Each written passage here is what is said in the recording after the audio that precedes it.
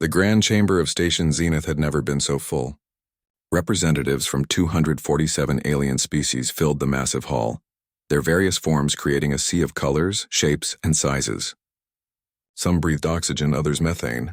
Some stood on legs, others floated in gravity fields.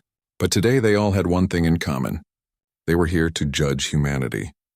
Ambassador Elena Vasquez stood alone at the center of the chamber. The human woman wore her formal diplomatic uniform, dark blue with gold trim. Her gray hair was pulled back tight and her face showed no emotion. She had been a diplomat for 30 years. She had negotiated treaties, ended conflicts, and built bridges between species. But today she knew would be different. Above her, Counselor Thexnor of the Velkari species activated his speaker platform. The Velkari looked like tall, thin birds with 4 arms and silver feathers. His voice echoed through the chamber. "We gather today to address the human problem," Thexnor began. "For 50 years, humanity has been part of our Galactic Council. For 50 years, we have tried to guide them toward peace, but they refuse to learn." Elena felt anger rise in her chest, but she kept her face calm. She had known this was coming. For months, the Council had been building a case against humanity. "Let us review the evidence," Thexnor continued. A hologram appeared in the center of the chamber. It showed human military ships, weapons factories, and soldiers training for combat. Humanity maintains a standing military force. They have weapons that can destroy planets. They build war machines even though the War Prohibition Treaty forbids it. "We maintain defense forces," Elena said, her voice strong, "as is our right under Section 12 of the Council Charter." "Defense?" Thexnor's feathers ruffled in what Elena recognized as contempt. "You have enough weapons to wage war across the galaxy. What do you fear so much that you need such power?" "History," Elena replied simply. "We learned long ago that peace must be protected, that those who cannot defend themselves will eventually need defending." Murmurs spread through the chamber. Many species shifted uncomfortably. The Council had not fought a war in over 3,000 years. The very concept seemed barbaric to them. Another counselor, a floating jellyfish-like creature named Sorales, activated her platform. "There is more," she said, her voice like wind chimes. "Humans refuse to accept neural compliance chips. Every other species has accepted them. These chips ensure peaceful thoughts, eliminate violent impulses, and create harmony. But humans call them mind control." Elena's jaw tightened. "Because that's exactly what they are. You want to change how we think, how we feel. You want to remove the parts of us you find inconvenient." "We want to remove the parts that make you dangerous," Sorales replied gently. "Your anger, your aggression, your unpredictable emotions. These things have no place in a civilized galaxy." "Those things make us human," Elena said. "Our emotions drive us to create, to explore, to protect those we love. Yes, we feel anger. We also feel joy, compassion, and courage. You cannot have one without the others."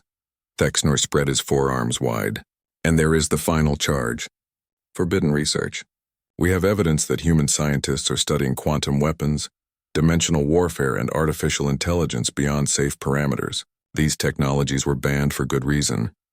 We study them to understand them," Elena argued. "Knowledge is not a crime.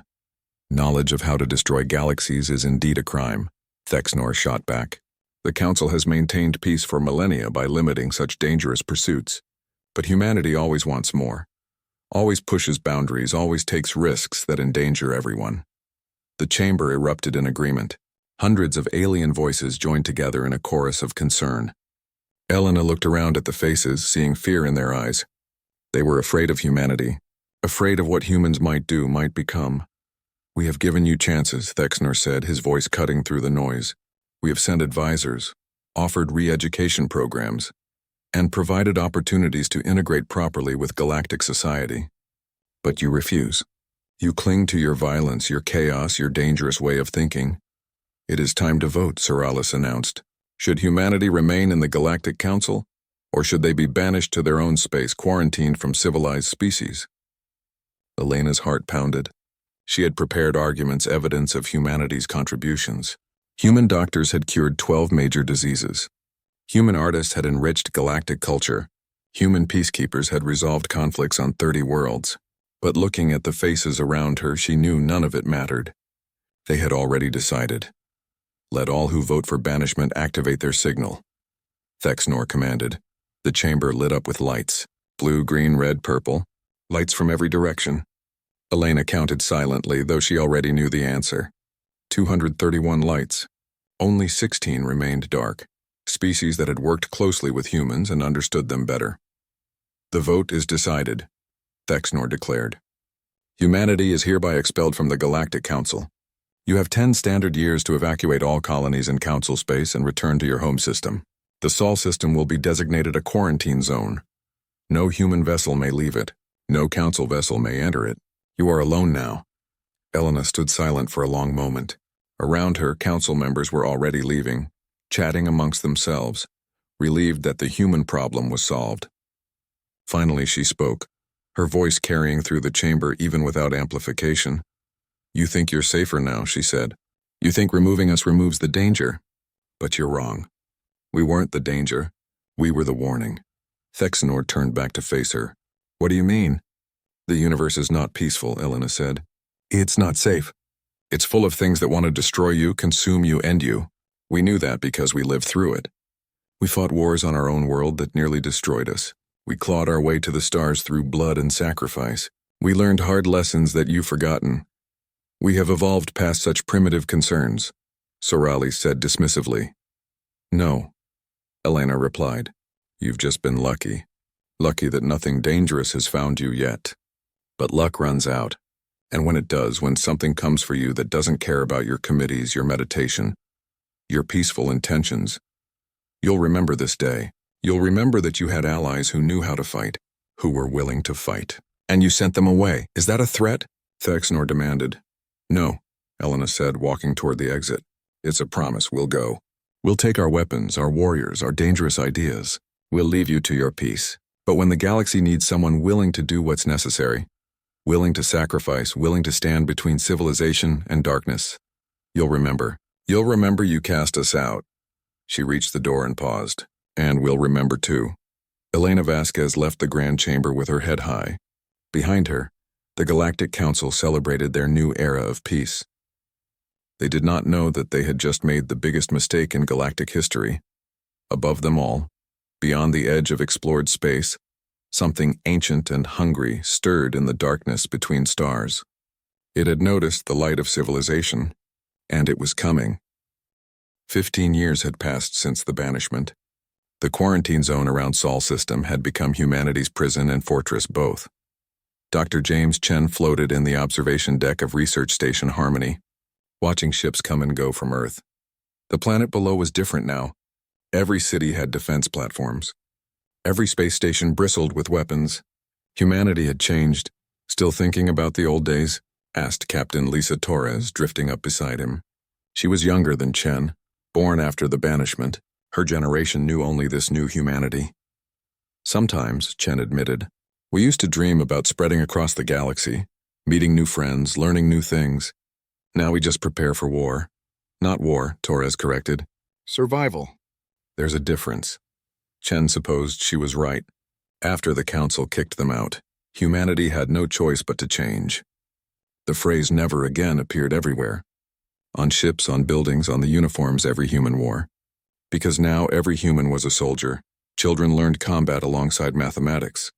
Teenagers trained in tactics and strategy. Adults served mandatory defense rotations. Humanity had become what the Council feared most, a fully militarized species. But they had done it to themselves by making humanity face the universe alone. Dr. Chen, we're getting those readings again, called out a technician from across the room. Chen pushed off toward the sensor station. For 3 months they had been tracking something strange from the galactic rim, energy signatures that didn't match anything in their databases. Entire star systems going dark without explanation. Show me, Chen said, studying the screen. The pattern was spreading, eating through space like a disease. 12 systems in the last week alone. Could be natural phenomena, suggested Torres, but her voice held doubt. Stars don't just disappear naturally, Chen muttered. He enhanced the image, trying to see more detail. I want to send a probe. Something fast and stealthy. We need to know what's happening out there. Torres nodded. I'll arrange it. But Chen, even if we find something, what can we do? We're stuck here. The council made sure of that. Knowledge is never useless, Chen replied. Besides, whatever is happening out there won't care about quarantine zones. The probe launched 3 days later. It was a beautiful piece of engineering, equipped with quantum fold engines that made it twice as fast as anything the Council possessed. Humanity's exile had freed them from Council technology regulations. Without those limits, human innovation had exploded. They had developed adaptive AI systems that could think and react in combat situations. They had created bio-augmentation that made soldiers stronger, faster, more resilient. They had built weapons that would have horrified the peaceful Council. And they had done it all in just 15 years. The probe reached the target zone in 2 weeks. What it sent back made Chen's blood run cold. "Dear God," he whispered, watching the footage. The screen showed massive ships, if they could be called ships. They looked organic, like enormous insects or deep-sea creatures, black and glistening. Thousands of them swarmed around a Council colony world. As Chen watched, the ships descended on the planet. There was no battle, no resistance. The colony simply ended, consumed in minutes. "What are they?" Torres asked, her face pale. "I don't know," Chen said. "But we need to tell the Council. Now." Ambassador General Elena Vasquez, older now but still strong, stood before a communication terminal. After 15 years of silence, she was about to contact the Galactic Council again. Her message would go by long-range transmission, taking weeks to reach them. But they needed to know. "This is Ambassador General Vasquez of the Human Systems Alliance," she began, her voice formal and cold. "We have detected a hostile force entering Council space from the Galactic Rim. They are consuming worlds. We designate them as the Devourer Swarm. Attached is all data we have collected. You are in danger. Respond immediately." She sent the message and waited. Days turned into weeks. Finally, a response came. But it wasn't what she expected. "Your message has been reviewed," came the recorded voice of Counselor Thexnor. "The Council Security Commission has analyzed your data and concluded it is falsified. This is clearly an attempt to create fear and manipulate your way back into Council space. Such tactics are beneath contempt. Do not contact us again with your human lies." Elena stood frozen, disbelief washing over her. They thought it was fake. They thought humanity was lying. "They're going to die," she said quietly to her aide. "They're going to die because they won't believe us." "Should we try again?" the aide asked. "Send more proof? Would it matter?" Elena replied bitterly. "They've decided we're violent liars. Nothing we say will change that. We can only watch now and wait." She didn't have to wait long. 3 weeks later, reports began filtering through Council communication networks. Not to humanity, of course. They were quarantined. But human intelligence operatives planted in Council space during the evacuation years ago sent the information back. 3 Council worlds had gone dark. Complete communication blackout. When Council ships went to investigate, they found nothing. No colonies. No buildings. Just empty planets stripped of all organic matter. Then it was 5 worlds, then 10. The Devourer Swarm was spreading through Council space like wildfire, and the Council didn't know how to stop it. They had no military, no weapons, no soldiers. They had peacekeepers trained in conflict resolution and meditation, not combat. Chen watched the reports with growing horror. "We have to do something," he said to the assembled military commanders. "We can't just let them die." "They kicked us out," General Marcus Stone replied. The old soldier had fought in Earth's last wars before the space age. He had seen the worst of humanity and had dedicated his life to making sure it never happened again. "They called us monsters. They said we were too dangerous to exist near them. And they were wrong," Elena said, entering the room. "But letting them die doesn't prove them wrong. It proves them right.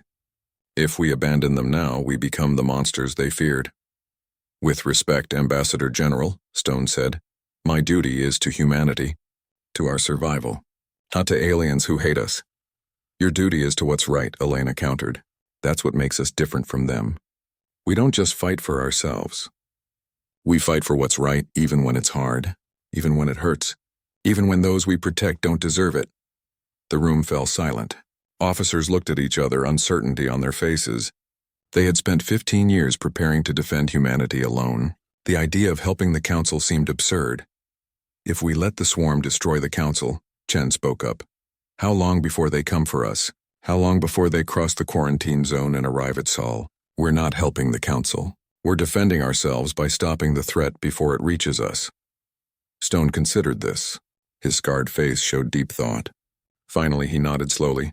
That's a tactical argument I can accept, but I won't commit humanity's forces without authorization from the High Command. Call the vote, Elena said. Let humanity decide what kind of species we are. The kind that helps or the kind that watches the galaxy burn. The vote took place over secure channels, every human settlement participating. It wasn't about forgiveness. No one had forgiven the Council for the banishment. It was about something deeper, something fundamental to what humanity had always been. The results came back within hours. 68% voted to intervene, not because they liked the Council, not because they wanted to rejoin galactic society, but because, as one soldier put it, somebody has to fight. Might as well be us. General Stone accepted the mandate. He looked at his officers, these warriors who had trained for years knowing they might never face a real enemy. Now that enemy had arrived. Prepare the expeditionary fleet, he commanded. 120 ships. We're going to war. Elena watched the preparations from her office window. Humanity was about to break the quarantine zone for the first time in 15 years. They were going to save the species that had cast them out, and deep down she wondered if the Council would even thank them. Or if they would see humanity's intervention as just another threat. It didn't matter, she decided. Humanity wasn't doing this for gratitude. They were doing it because it was what humans did. They saw someone in danger and they helped, even if that someone was their worst enemy. The fleet began to move, 120 warships sliding out of Sol's gravity well. They were heading toward the Council's space, toward the Devourer swarm, toward a battle that would determine the fate of the galaxy, and Elena knew, with absolute certainty, that nothing would ever be the same again. Counselor Thexnor stood on the bridge of his flagship watching his homeworld burn. Velkar Prime, jewel of the Galactic East, was dying. The Devourer swarm ships descended from the sky like black rain, and everything they touched simply ceased to exist. 6 months had passed since the first attack. 47 worlds had fallen. The Galactic Council, masters of a peaceful civilization spanning thousands of years, was helpless. All ships, defensive formation, Thexnor commanded. His fleet of 200 vessels moved into position. They were peacekeeping ships designed for patrols and rescue operations. Their weapons were meant to disable, not destroy. Against the swarm, they might as well have been throwing rocks. The swarm ships moved with terrible purpose. They didn't maneuver like normal spacecraft. They flowed like water, like living things. And they were learning. Every battle they adapted. Weapons that worked once became useless the second time. Fire all weapons, Thexnor ordered. Energy beams lanced out, striking swarm vessels. Some exploded. Most simply absorbed the damage, their organic hulls rippling and changing. Then they returned fire. Not with energy weapons or missiles, but with biological projectiles that ate through shields and hull metal alike. Thexnor watched in horror as his ships died. One by one they went dark. Escape pods launched, but the swarm hunted them down. They weren't just destroying the fleet. They were consuming it, using it, growing stronger. Retreat, he finally ordered, shame burning in his chest. All ships, retreat! Of 200 vessels, only 17 escaped. Thexnor's flagship limped back to Council space, damaged and defeated. Below on Velkar Prime, 8 billion people died. The planet was stripped clean of all organic life in less than 4 hours. The emergency council session was chaos. Representatives shouted over each other, their carefully maintained calm shattered by terror. Species that had never known fear now understood it intimately. We must evacuate, demanded the representative from Karanis. Abandon the outer colonies, consolidate our forces. Forces? Laughed Soralis bitterly. Her species' homeworld was already gone. What forces? We have peacekeepers and rescue ships. We have diplomats and mediators. We have nothing that can fight this. The meditation protocols, suggested someone desperately. If we could communicate with them, find peaceful resolution. They don't communicate. Thexnor slammed his appendages against his console. The proud Velkari looked broken, his feathers dull and lifeless. They don't negotiate. They don't talk. They just consume. Everything, everyone. The chamber fell silent. For 3,000 years, the Council had believed that all conflicts could be resolved through dialogue. That violence was never necessary. That peace was always possible. The swarm had destroyed that belief in 6 months. How many worlds have we lost? Asked the Council chairman, an ancient being named Zormak. 47 confirmed destroyed, replied the military advisor. 23 more under attack. Projections show complete collapse of Council space within 8 standard months. 8 months, Zormak repeated softly. In 8 months, our civilization ends. There must be something we can do, Sorali said, but her voice held no hope. Some weapon we can develop, some strategy. There is one option, Thexnor interrupted. All eyes turned to him. One species that knows how to fight. That has weapons designed for war. That has soldiers trained for combat. The name hung in the air, unspoken but understood by all. No, said several representatives at once. Not them. Yes, them, Thexnor said. The humans. We need the humans. The chamber erupted in protests. Humans were dangerous. Humans were unstable. Humans were the reason for strict weapons laws in the first place. And that's exactly why we need them. Thexnor shouted over the noise. Because they are dangerous. Because they know how to kill. Because they've survived by being what we refuse to become. They'll want something in return, warned another counselor. They'll demand readmission to the council, demand control. They can have it, Thexnor said flatly. They can have anything they want, because if we don't ask for their help, we'll all be dead anyway. The debate raged for 3 days. During that time, 5 more worlds fell. Finally, exhausted and desperate, the council voted, 198 to 49. They would send an envoy to Sol. The delegation's ship approached the quarantine zone boundary, with transponders broadcasting peaceful intentions. It was the first council vessel to cross that invisible line in 15 years. Human patrol ships intercepted them immediately, fast aggressive vessels that moved like predators. The council crew felt fear in a way their peaceful upbringing had never prepared them for. They were escorted to a massive military station orbiting Mars. Everything about it screamed war. Gun emplacements, armor plating, fighter bays. This was not a research station or diplomatic outpost. This was a fortress. Ambassador General Elena Vasquez met them in a cold, stark conference room. She was older now, her hair completely white, but her eyes still held that fierce intelligence. Behind her stood General Marcus Stone and Dr. James Chen. All 3 wore expressions that could freeze stars. Counselor Thexnor, Elena said, her voice empty of emotion. It has been 15 years since we last spoke. Since you banished my people. Since you called us monsters. What brings you to our prison? Thexnor had practiced this speech for days. He had prepared arguments, appeals to shared galactic heritage. But facing Elena's cold stare, all his words died. There was only truth left. We need your help, he said simply. The swarm is destroying us.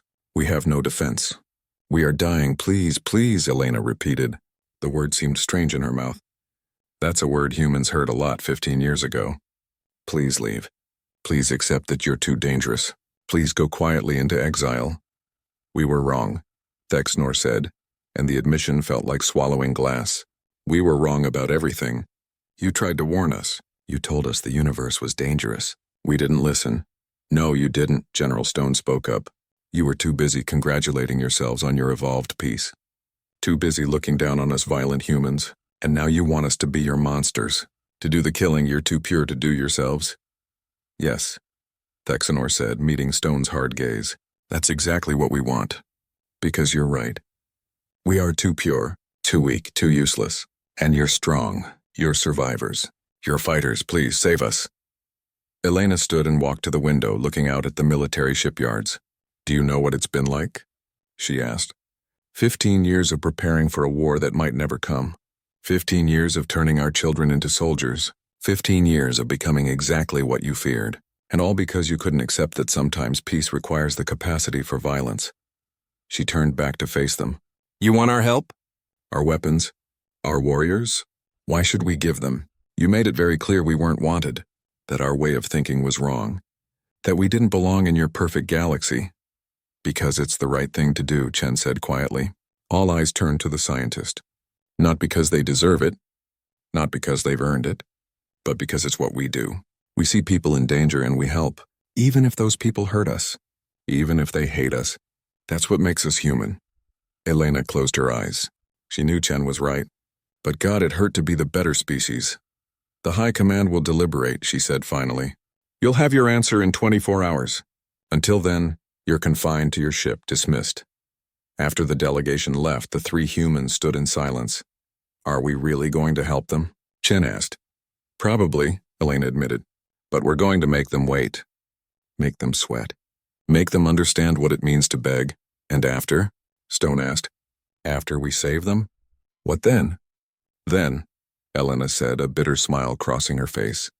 Then we remind them that humanity doesn't forget. That we're not doing this for them. We're doing it because someone has to stand between civilization and the dark, and we're the only ones with the strength to do it. The next day, humanity gave its answer. The expeditionary fleet would deploy. General Stone would command, and the galaxy would learn what humans were truly capable of when they went to war. Thexanor received the news with relief so profound he nearly collapsed. He sent word back to the council, and for the first time in 6 months there was hope. Humanity was coming. The monsters were coming to save them. And though no one spoke it aloud, everyone understood the terrible truth. The galaxy had become what it feared to survive. The human expeditionary fleet emerged from quantum-fold space at the Perseus Arm like avenging angels. 120 warships, each one a masterpiece of military engineering. They didn't look like council vessels, all smooth curves and peaceful aesthetics. Human ships were angular, aggressive, covered in weapons and armor. They looked exactly like what they were, machines designed to kill. Admiral Marcus Stone stood on the bridge of his flagship, the dreadnought Indomitable. Around him, his crew worked with practiced efficiency. These were third-generation military personnel, people who had grown up knowing nothing but training and preparation. Now, finally, they would put that training to use. Status report, Stone commanded. All ships reporting green status, replied his tactical officer. Council observers are requesting communication. Stone smiled grimly. Put them through. Counselor Thexanor's face appeared on the screen, broadcasting from a council observation ship positioned at safe distance. Admiral Stone, thank you for coming. The swarm has established a staging area in this system. We've lost 17 ships trying to dislodge them. I've reviewed your tactical reports, Stone said bluntly. Your commanders sent ships in one at a time. They used standard energy weapons. They attempted diplomatic hails. Counselor, with all due respect, your people don't know the first thing about combat. Thexanor bristled, but held his tongue. He couldn't argue with the truth. Watch and learn, Stone said. He cut the transmission and turned to his crew. All ships, attack formation Delta 7.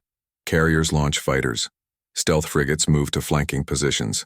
Destroyers prepare for frontal assault. Let's show them how humans wage war. The fleet split apart with perfect coordination.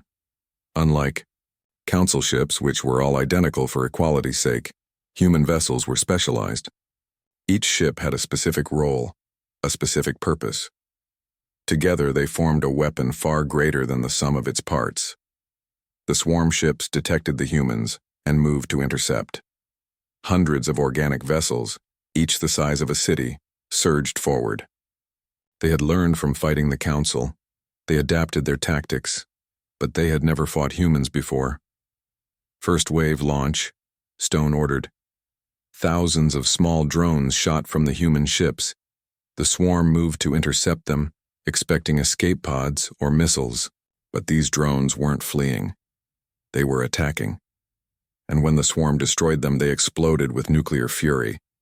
The swarm staggered. Dozens of ships died instantly. Others were damaged, their organic hulls burning in the vacuum, and while they reeled, the human fleet struck. All ships, fire at will. The Perseus Arm lit up with weapons fire. Not the clean energy beams the Council used.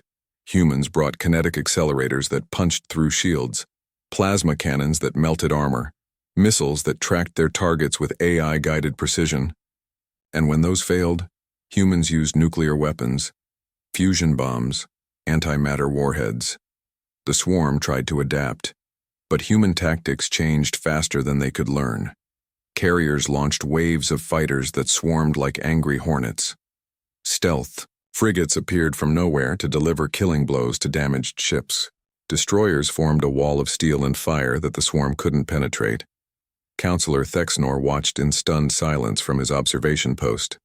This was warfare as humans understood it. Not honorable, not clean, just brutally, terrifyingly effective. By the stars, breathed Soralis beside him, They're not just fighting, they're hunting. She was right. The human fleet moved like a pack of predators, coordinating their attacks, covering each other's weaknesses, exploiting every advantage. This was what 15 years of exile had created. A species that had perfected the art of war. The Battle of Xerxes VII would be taught in tactical academies for generations. Not because it was beautiful, but because it demonstrated what coordinated military force could achieve.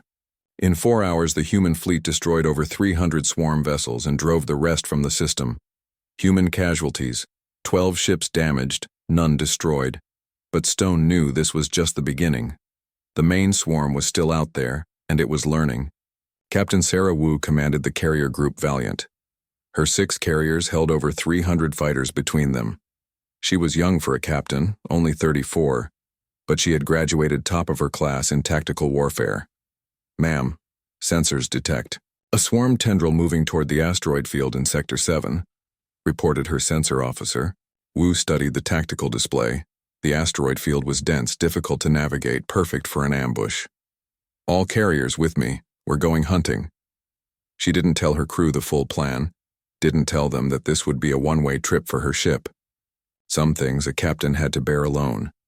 The Valiant group entered the asteroid field and the swarm followed. Hundreds of ships eager to destroy these troublesome humans. But Wu had spent weeks studying the asteroids. Her science team had planted nuclear mines throughout the field, hidden among the rocks, waiting. "All fighters, launch and scatter," Wu commanded. Her pilots obeyed instantly, their fighters streaming away in all directions. The swarm ships followed, separating to chase their prey. "Now," Wu shouted. The asteroid field exploded. Nuclear fire blossomed in a dozen places simultaneously. Swarm ships died by the hundreds, caught in the carefully orchestrated trap. But the swarm's command vessels survived, protected by layers of expendable drones. Wu's ship, the Valiant, was critically damaged in the explosions.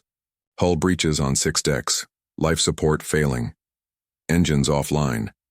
But the command vessel was in front of her and she still had one weapon left. "All hands. Abandon ship." Wu ordered calmly. "Launch all escape pods. You have 2 minutes." "Captain, you need to evacuate too." Her XO protested. "Someone needs to steer this ship," Wu replied. "And that someone is me. Now go. That's an order." She watched on monitors as her crew fled. Good people. Brave people. They deserved to survive.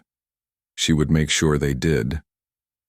Once the last pod launched, Wu locked herself onto the bridge and pointed her dying ship at the swarm command vessel. She activated the forward thrusters, pushing the Valiant into a collision course. The swarm tried to move, but the carrier was too close. Wu's face was calm as she opened a final transmission to the fleet. "This is Captain Sarah Wu of the HSS Valiant. For humanity, for the galaxy, for those who can't fight. It's been an honor." The Valiant struck the command vessel at full speed. Both ships exploded in a ball of fire that lit up the sector. The remaining swarm ships, cut off from their controlling intelligence, floundered and were destroyed by human fighters. Admiral Stone watched Captain Wu die and felt something crack inside his chest. She wasn't the first casualty of this war. She wouldn't be the last. But God, she was only 34. "All ships, observe 1 minute of silence," he commanded. Across the fleet, humans stopped and remembered. Then they went back to work. There would be time to mourn later. Right now, they had a galaxy to save. Dr. Chen's science team, embedded with the fleet, made a breakthrough 3 weeks into the campaign. They dissected destroyed swarm ships, studied their communication patterns, and finally understood what they were fighting. "They're quantum entangled," Chen explained to Admiral Stone. "Every swarm ship is connected to a central hive structure. That's how they coordinate so perfectly, how they share information instantly. They're not individual ships. They're one massive organism." "Can we use that?" Stone asked. "Maybe," Chen said carefully. "If we could disrupt the quantum entanglement, or better yet, destroy the hive structure itself, the entire swarm would die instantly." "Where is it?" Chen pulled up a star chart. A red dot pulsed in the center of the galaxy. The Galactic Core, protected by millions of swarm ships. Sir, it would be suicide to attack it directly. Stone studied the chart for a long moment. How many ships would we need? For a successful strike, every ship we have and more. And even then, the odds are maybe 1 in 10 that we could reach the target. And if we don't, then we keep fighting individual swarm elements until we run out of resources or they run out of ships. Could take years, decades, and every day more people die. Stone made his decision. Send a message to High Command. Tell them we need volunteers for a suicide mission. Operation Prometheus. We're going to cut the head off this monster. Chen stared at him. Sir, you're talking about... I know what I'm talking about, Doctor. We came here to end this threat. That's what we're going to do. Even if we have to die to do it. News of Operation Prometheus spread through the fleet like wildfire. And within hours, Stone had his answer. Every single ship volunteered. Every single crew. They all knew it was suicide. They all went anyway. Because that's what humans did. When someone needed to stand against the darkness, humans stood.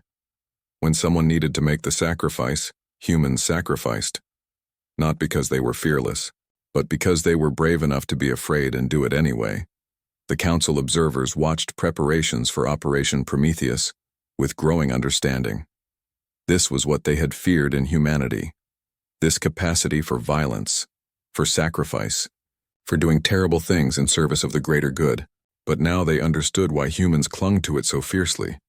Because sometimes the only thing standing between civilization and destruction was someone willing to become a monster to fight monsters. The fleet prepared to jump to the Galactic Core. 50,000 humans were about to die to save trillions they had never met. And not one of the suicide fleet gathered at the jump point like a steel constellation.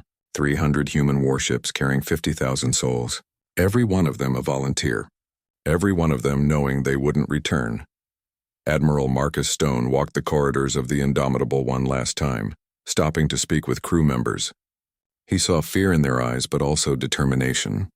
They had recorded messages for families, written final letters, and made peace with their fate. Now they were ready. In her ready room, Ambassador General Elena Vasquez finished her own preparations. She had insisted on joining Operation Prometheus despite Stone's protests. If her people were going to die for the galaxy, she would die with them. You don't have to do this, Stone had told her. You could go home. Lead humanity after this is over. My daughter will lead, Elena replied. Maria is strong. She'll be a better leader than I ever was. But this is where I need to be, at the end. Dr. James Chen made final adjustments to the quantum disruption weapon. It was a beautiful piece of technology, elegant and terrible. If they could get close enough to deploy it, the swarm's hive structure would collapse. All they had to do was survive long enough to deliver it, the impossible part. Then something unexpected happened. Council ships began arriving at the jump point, one at a time at first, then in groups. They were military vessels, or what passed for military in Council terms. Lightly armed, poorly armored, but they came. Counselor Thexnor's face appeared on Stone's screen. Admiral, the Velkari Defense Fleet requests permission to join Operation Prometheus. Stone was genuinely surprised. Counselor, your ships aren't designed for this kind of combat. You'll be torn apart. Yes, Thexnor agreed simply. But you taught us something. You taught us that some things are worth dying for. That courage isn't the absence of fear, but standing despite it. We may not be warriors like you, but we can still stand. By the time the fleet was ready to jump, 78 Council species had sent ships. 150 vessels crewed by aliens who had never fired a weapon in anger. They came because they finally understood. Because humanity had showed them what sacrifice meant. All ships, Stone broadcast to the combined fleet. In 3 minutes, we jumped to the Galactic Core. We're going to face 5 million swarm vessels. The odds of survival are effectively 0. But if we succeed, we end this war. We save trillions of lives, and we prove that courage, sacrifice, and honor still mean something in this galaxy. He paused, gathering his thoughts. You are the bravest people I have ever known. Human and alien alike. Whatever happens today, the universe will remember. Ready all ships. Engage quantum fold drives, space twisted. Reality folded. The fleet vanished from normal space and began the 3-week journey to the Galactic Core. Those 3 weeks were strange. Humans and aliens mixed freely, sharing stories, sharing cultures. Veterans taught council crews human battle songs. Humans learned alien poetry. In the face of certain death, old hatreds dissolved. They weren't different species anymore. They were just people standing together against the dark. "Why do humans sing before battle?" asked a young Velkari named Sorix. She was barely old enough to serve, but had volunteered anyway. "To remember we're alive," replied Sergeant David Park. He had fought in the Perseus Arm, survived battles that killed thousands. "To remember what we're fighting for." "Want to learn one?" He taught her the Battle Hymn of the Republic, an old Earth song from a war centuries past. By the end of the week, the entire fleet was singing it. Hundreds of species, thousands of voices united in one defiant roar. When they emerged at the galactic core, the sight took their breath away. The hive structure hung in space like a dark sun, pulsing with sickly light, and around it, defending it, were 5 million swarm ships, all ships battle formation. Stone commanded. "Council ships, stay in the center. Protect the weapon. Humans, offensive formation Alpha 1. We're going to punch through." "That's impossible," Thexnor breathed, staring at the overwhelming numbers. "Probably," Elena agreed from beside Stone. "But we're going to do it anyway. That's the human way." The swarm detected them immediately. 5 million ships moved as one, a wave of death rolling toward the tiny fleet. The battle that followed would be remembered as the bloodiest in galactic history. Human ships died by the dozens. Council vessels were torn apart like paper. But for every ship that fell, the fleet pushed forward. Inch by bloody inch, they advanced toward the hive. Stone watched his beautiful fleet disintegrate around him. The carrier Valiant II, named for Captain Wu's ship, exploded with all hands. The destroyer Relentless rammed 3 swarm vessels before its reactor went critical. Ships that had names, crews, stories, all gone in flashes of fire. And still they pushed forward. "We're not going to make it," Chen said, his hands steady despite the fear in his voice. They were still too far from the hive. The swarm was tearing them apart too quickly. "Then we get creative," Stone said. He opened a channel to all remaining ships. "All vessels form a spear formation. Point toward the hive. When I give the order, everyone goes to full burn. We're going to ram our way through." "Sir, that will leave us defenseless," his tactical officer protested. "We're already dead," Stone replied. "Might as well make it count." The remaining ships, human and council alike, formed a tight formation. 300 ships had become 100. 100 became 50, but they kept moving. "All power to engines," Stone ordered. "Full burn, now!" The fleet surged forward like a spear thrown by a giant. Swarm ships tried to stop them, but the momentum was too great. Human ships used their bodies as shields, protecting the science vessel carrying Chen's weapon. Council ships, fragile as they were, flew into swarm vessels to clear the path. Thexner's ship took a critical hit. "It's been an honor," he transmitted to Stone, then steered his dying vessel into a cluster of swarm ships, clearing the way. The Indomitable led the charge, Stone at the helm. His ship was dying, fire spreading through the decks, crew abandoning their posts as sections became uninhabitable. But the bridge crew stayed. "They would see this through, Elena," Stone said quietly. The Ambassador General stood beside him, calm despite the chaos. "Any regrets?" "Only that we didn't do this sooner," she replied. Then she opened a final transmission to the entire galaxy, broadcasting on all frequencies. "This is Ambassador General Elena Vasquez of humanity. To all who hear this message, remember this day. Remember those who stood. Remember that when the galaxy faced its darkest hour, people of all species came together. We were human. We were Velkari. We were Kuranis and Seralis and 100 others. But most importantly, we were brave. Remember us." The science vessel, protected by the last remaining escorts, reached deployment range.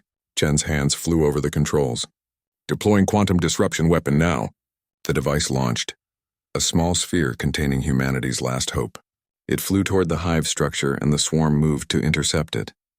But the Indomitable was there, Stone steering his burning ship between the weapon and the swarm. Energy beams tore through the dreadnought, but it held long enough.